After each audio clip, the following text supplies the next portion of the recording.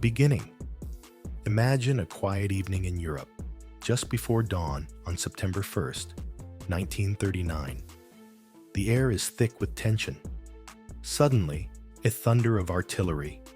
Hitler's tanks roll into Poland. This sound marks the opening act of the greatest war the world has ever seen, World War II. For a moment, the world holds its breath.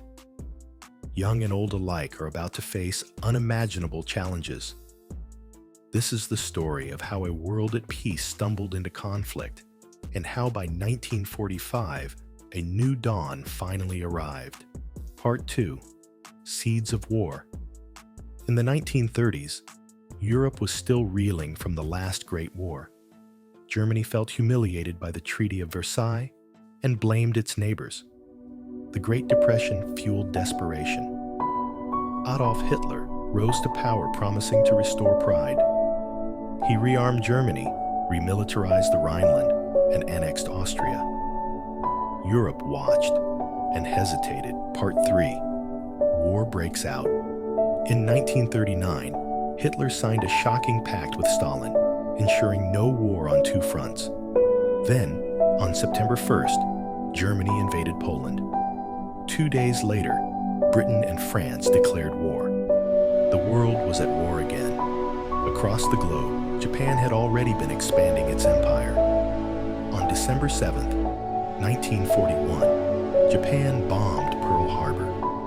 America joined the fight. World War II had truly become a global conflict. Part 4. Turning Point. From 1940, Europe burned. Londoners huddled in shelters during the Blitz. But in 1942, tides began to shift. At Midway, American forces stopped Japan's advance. In the east, Soviet soldiers fought tooth and nail at Stalingrad. By early 1943, Hitler's army had suffered a major defeat. In June 1944, D-Day brought Allied forces to Normandy. The war was turning. Allies pressed from the west, Soviets from the east.